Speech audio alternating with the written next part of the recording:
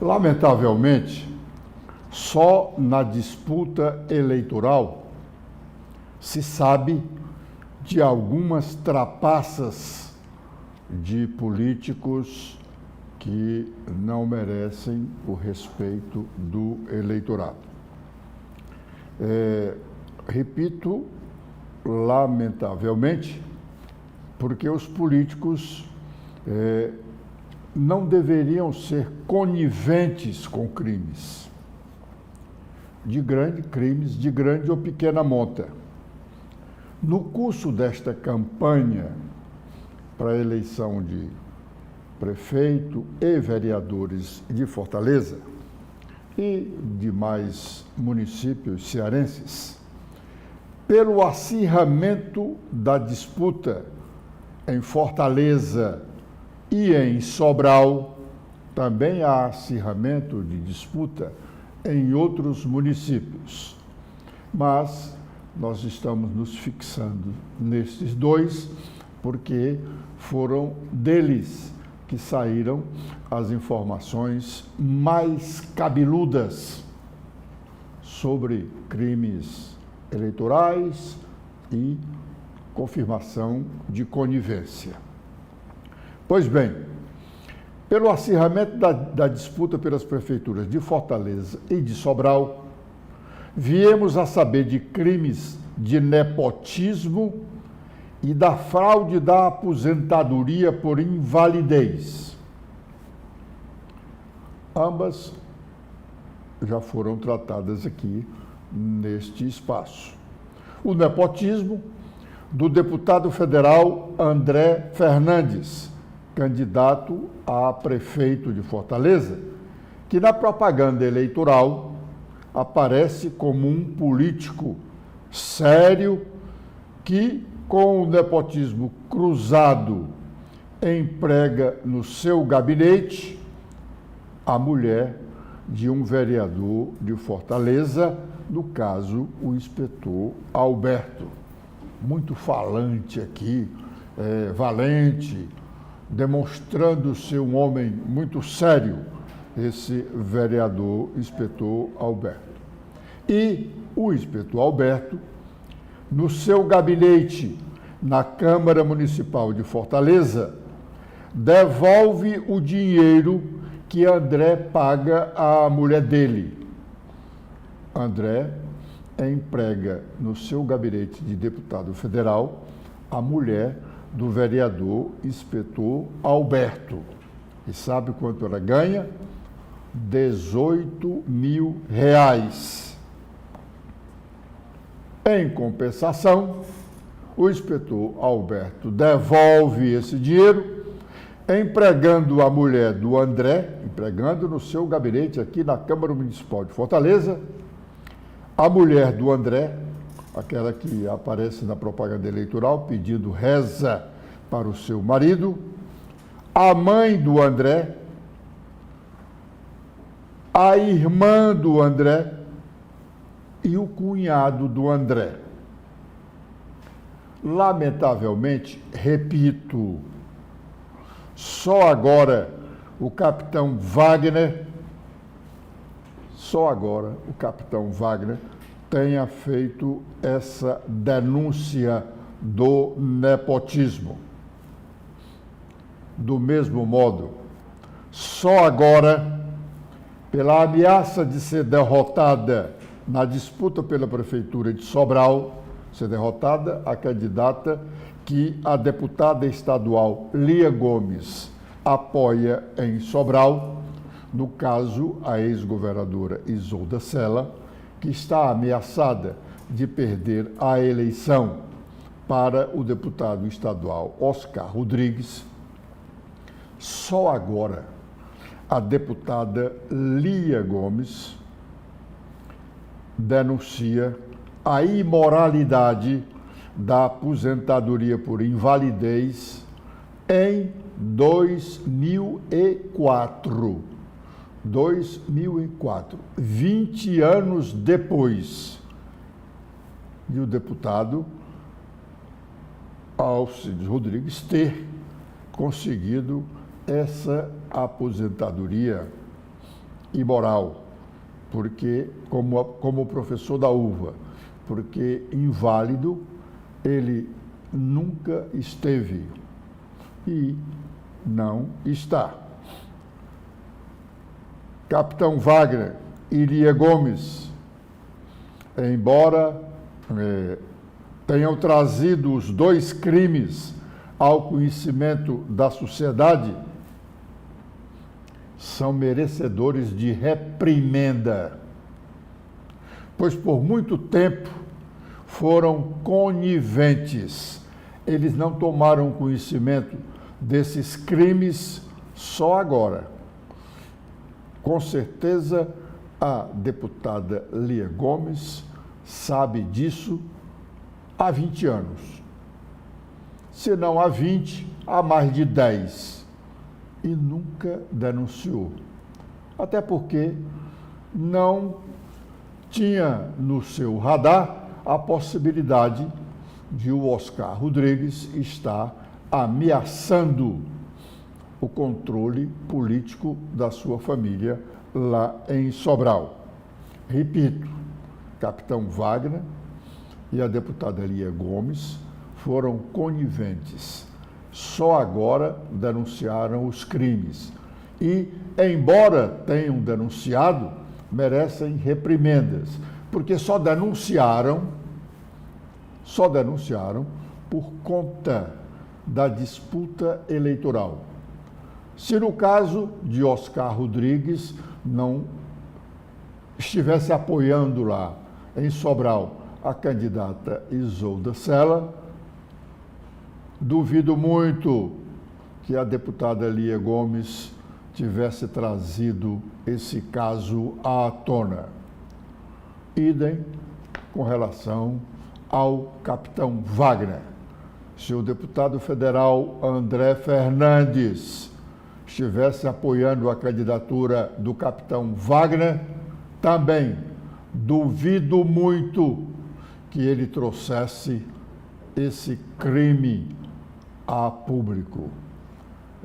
Os políticos precisam ser sérios, não compactuarem com esses crimes. A conivência também é crime. O momento da campanha eleitoral em Fortaleza é do protagonismo da justiça eleitoral. São tantos os direitos de resposta que o noticiário local sobre a disputa pela Prefeitura de Fortaleza está tomado pelas decisões judiciais.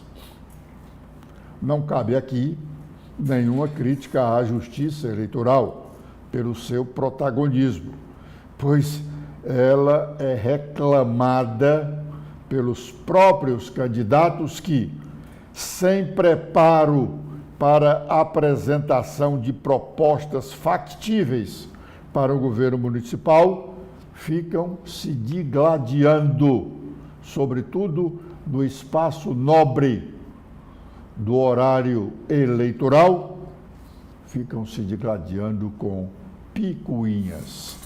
Já é tempo de se crescer na política. Fortaleza é uma das principais capitais do país. O nosso estado merece respeito.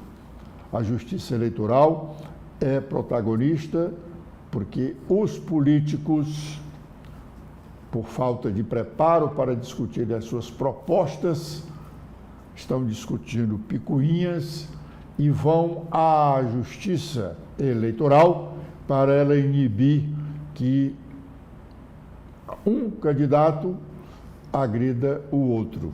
Quer dizer, o candidato que se sente ofendido vai à justiça e o outro também. E aí, em vez de eles, candidatos, serem os protagonistas, a justiça eleitoral é que é a protagonista.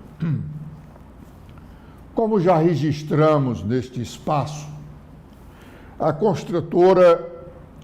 construtora Lumali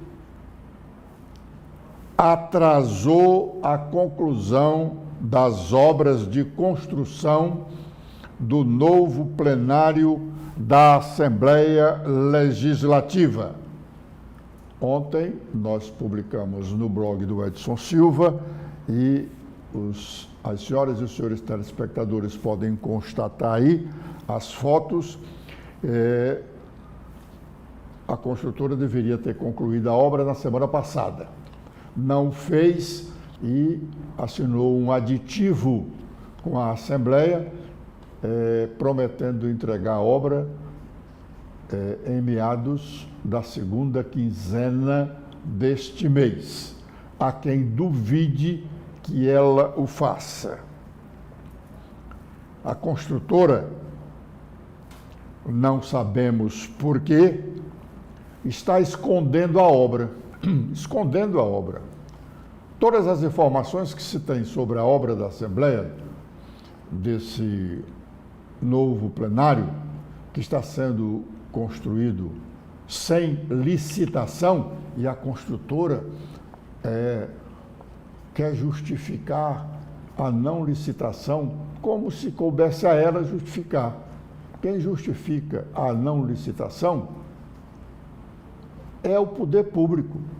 Ele faz lá um processo,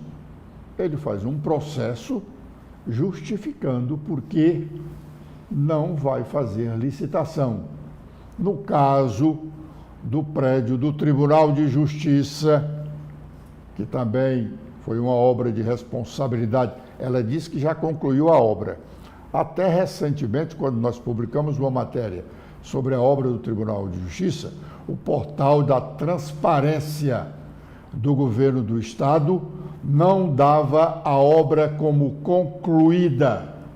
E concluída ela não está, porque os trabalhos do Tribunal de Justiça estão sendo desenvolvidos em outro local, porque o prédio ainda não está pronto. A construtora disse que não é culpa dela. O que ela contratou, entregou. Esse é outro assunto. Pois bem, não se sabe por que ela está escondendo esta obra lá do plenário da Assembleia. Porque ela tinha a obrigação de colocar uma placa grande, bem visível, identificando a obra. Isso aí é uma obrigação dela, porque esta obrigação está estabelecida na Lei 5.194, Lumali. A lei obriga que você coloque uma placa grande dizendo quem é o responsável pela obra. Pode até ser o Quintino Vieira, pode até ser, ele é engenheiro, pode até ser. Quem é o responsável pela obra, quanto custa a obra, quem fez o projeto da obra e em quanto tempo esta obra será concluída. Sem essa placa, a prefeitura poderia até embargar a obra, uma obra clandestina. Se ela não tem a placa, o escritório de advocacia da empresa devia orientá-la para colocar a placa para que as pessoas não digam que é uma obra clandestina.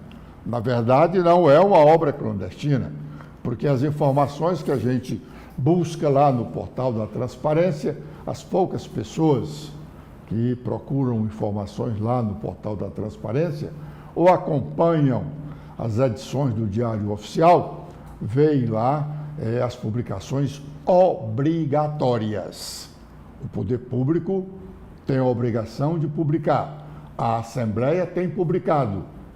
Publicou um extrato do contrato de pouco mais de 20 milhões para a obra, publicou o aditivo, porque a construtora não terminou a obra. A construtora não terminou a obra. E aqui, eu não sei por quê. Ela que tem a obrigação de dizer por que não concluiu a obra. Aliás, uma boa parte do valor contratado ela já recebeu. E é bom dar esclarecimentos. A propósito, eu estou aqui em mãos com uma notificação extrajudicial dessa essa empresa, essa Lumali Engenharia Limitada, segundo ela, informação extrajudicial por publicação de informações falsas divulgadas no blog do Edson Silva. Eu reafirmo às senhoras e senhores telespectadores que ela não tem autoridade alguma de dizer que publicamos alguma matéria falsa. Nenhuma. Falsidade são as informações que ela relata nessa notificação extrajudicial ao querer justificar que ela participou de uma disputa para construir o prédio do Tribunal de Justiça, construir o novo plenário da Assembleia. Ora, se a obra está sendo feita sem licitação, ninguém concorreu. O poder público justifica por que ele não fez ou fará a licitação.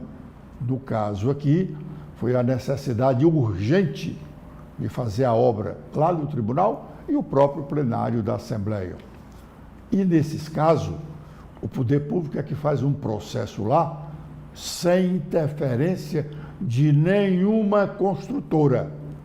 Não é verdade que essa Lumali tenha participado de processo de dispensa de licitação. Numa dispensa de licitação, o poder público chama a empresa para construir a obra. Se for vantajosa para ela, ela vai fazer. Se não for, ela declina. E uma outra construtora pode ser chamada pelo poder público. É assim. Não é o que está escrito nessa notificação extrajudicial. Ela não participou de nada. Aliás, essa obra do tribunal foi questionada ainda pelo ex-deputado estadual Heitor Ferrer. Ele foi à Procuradoria de Justiça do Estado do Ceará. A Procuradoria abriu um procedimento e terminou por arquivar esse procedimento, sob a alegação de que não havia nenhuma irregularidade. O poder público fez o processo necessário para justificar a dispensa de licitação. Só isso, Luminali. Vamos realmente trabalhar direito. Aliás, ela também reclama nessa notificação extrajudicial o fato de estar dito na matéria publicada no blog do Edson Silva, que se diz, sobretudo no meio político, que ela tem ligação não republicana, eu estou repetindo, não republicana, com o ex-superintendente de obras do Estado, o senhor Quintino Vieira. De acordo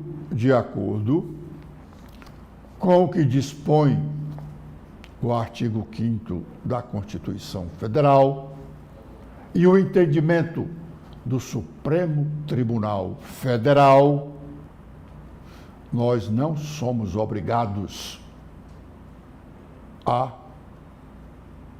relatar os nomes das nossas fontes. O jornalista tem esse privilégio, ele não precisa dizer quem é a sua fonte. E enquanto o Supremo Tribunal Federal não mudar o seu entendimento quanto a essa disposição da Constituição Federal, as matérias que a construtora quer que nós retiremos dos nossos sites, as matérias vão continuar lá. é a resposta à notificação extrajudicial. Com esses esclarecimentos aos nossos ilustres telespectadores, internautas, nós estamos encerrando a nossa participação de hoje no primeiro bloco de notícias da manhã.